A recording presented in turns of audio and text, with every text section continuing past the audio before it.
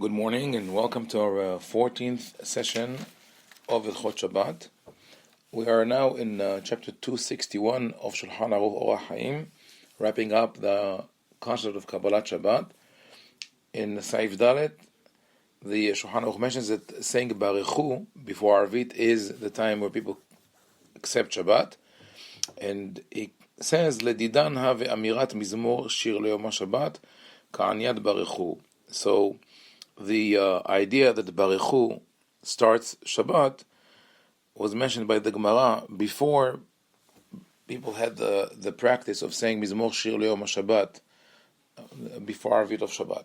So the shulhan-arukh says now that we say Mizmor Shir Leyom Shabbat, that is considered the official Kabbalat Shabbat.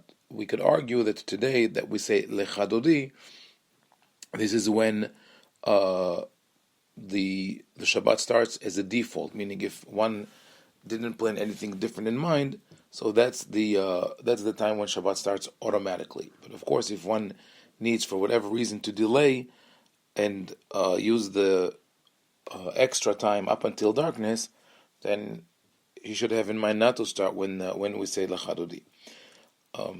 Also, another interesting detail here, since the shulhan-arukh says that Mizmor Shir Leyom Shabbat is considered Barichu, meaning that's how Kabbalat Shabbat started in his days, even though the Piyut Lechadodi was written by his colleague and good friend Rabbi Shlomo Elkavetz, it did not yet become part of the Tefillah.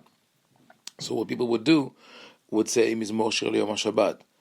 Later on, when Lechadodi was incorporated, many minhagim evolved, many different practices, because it was unclear exactly where to put it. And I believe this is also the reason for the Syrian minhag of saying Mizmor Shir Leyom Shabbat twice, because one was part of the new Kabbalat Shabbat ritual that was created by Rabbi Shlomo Elkavetz and his followers, and the other was one that was there from previous generations.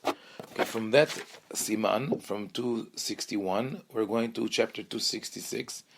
I'll skip the laws that have to do with the exact materials for candles. Today we either have the paraffin candles or people light with oil and wicks. And we go to chapter 266, which speaks of someone who was caught traveling before Shabbat with objects that he cannot carry on Shabbat. So he's traveling by foot, or back in the day by the donkey, but that is the same thing with any means of transportation that one could travel on in a permitted way, as we mentioned previously. So let's say someone is riding a bicycle and he has with him stuff that he cannot carry on Shabbat. So the shulhan-arukh gives different options, all based on the Mishnah, on what to do. To give it to a non-Jew who's walking with you, to hide it in a certain place. But it says if you have no option, if you have no way to protect your belongings by giving it to someone to carry it for you, or by hiding them, it says so what you could do is carry it less than 4 feet, 4 amot at the time. Amma is there are different assessments, something between 40 to 50 centimeters. So 4 amot could be anywhere between 5 to 6 feet. But one should carry that object less than 4 amot each time and then stop. So we will not do what is called akira v'anaha b'shut harabim, removing and replacing an object in the public domain. And the shulhan-arukh says this only applies to someone who was caught unprepared while traveling, but not someone who left the house before Shabbat, knowing that soon Shabbat is coming, and took with him one of those things. The interesting thing, in the Saif Yud Gimel, the shulhan-arukh speaks about someone who found money on Shabbat. So the reason the rabbis made so many allowances for the person who's traveling before Shabbat and got caught with his money on or something like that is that said we know that people are reluctant to lose money, to let their money go. So if we would not allow a person to protect his money on Shabbat, he's going to do it in a way which is not permissible. So they found a way to allow it, which teaches us an important lesson on how we issue a halachic ruling. Always have to think of the mentality of the people and how will they accept the ruling. However, in chapter 13 it says Matzah naki b'Shabbat asur litelo af al pi she'erepet nikademenu her. If you found money on Shabbat, you cannot take it even though you're afraid someone else is going to take it. So here, this concern of that the rabbis mentioned, that we know that people are reluctant to lose money, doesn't apply, because this is not money that I have that I'm going to lose, but rather it's just not getting something that I could have gotten. So it's sort of a passive loss. However, the commentators say that though you're not allowed to move it, some say that you could tell or hint to a non-Jew to take it and bring it to your house. Good luck if it works for you. However, what is really important when we talk about all these things, and when we see that the rabbis were trying to find some kind of a permissible way for people to carry when they're stuck, makes us think of all the laws of Eruv and carrying on Shabbat and how we manage them. And I will talk more in detail when we get to Eruv, but I wrote an article, a very long article on that I could send to people. If anyone is interested, you can email me at hovadia@gmail.com, hovadia @gmail.com, and I'll email this to you. Soon it's also going to be on the website. The gist of the article is as follows.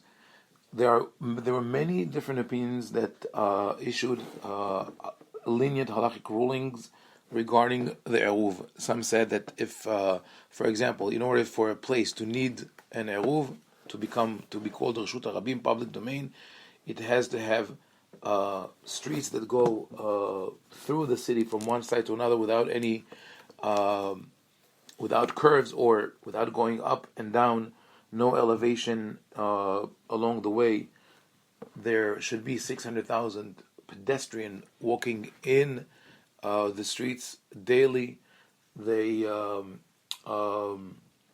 should no any buildings or natural objects that block the way are considered already a separation, and and you need both conditions mentioned in the Talmud, that volume of 600,000 people traveling daily and a width of the street that is about between 20 and 24 feet.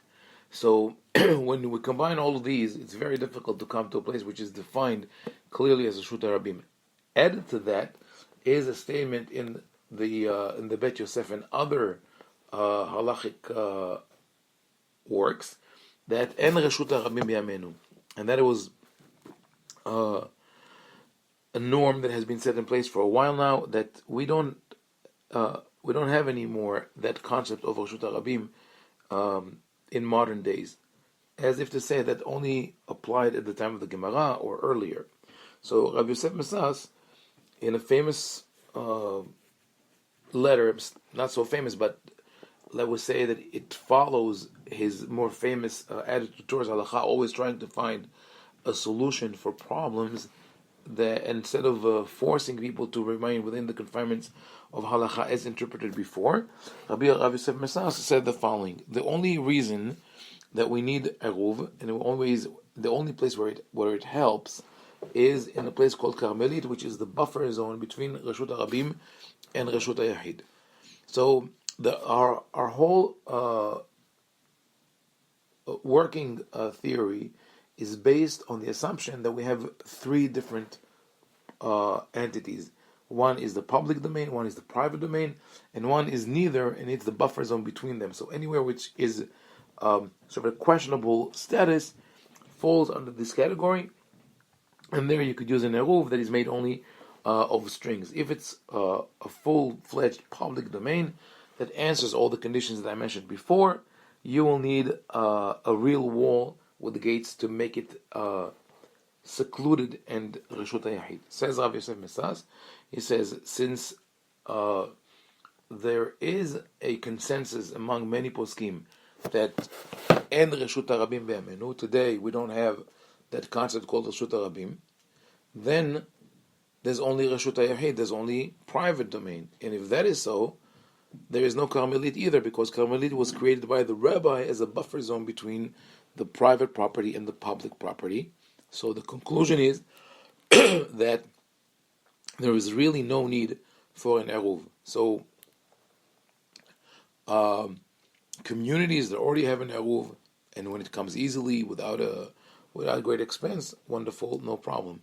But if there is a problem, or if you're stuck in a situation where you don't know if you can carry or not, you're on an island, you're on vacation, there was a storm the previous night or during Shabbat, and you don't know if the eruv is still up or not, you could definitely rely on the opinion of Rabbi Yosef Mesas, as he himself says, "Lav hora muhletet ela limud zichut." He says it's not the final ruling, because people will still think differently. But that he answers to in a letter to Rabbi Rafael Toledano, who questioned Rabbi Yosef Mesas Psak, and he said, right now I'm the only one who says it, but he says, אפשר שממנו מכבודו הרם ומאחרים בקעת המלמדים זכות על ישראל תצא הוראה מוחלטת. He says, if you, Rabbi Rafael Toledano, and others would join me, then we could all rule in the same way and make it easier for people to live on Shabbat without this constant fear about the eruv. But as I said, we'll talk about it more in detail when we get to halachot of eruvim. Have a great day.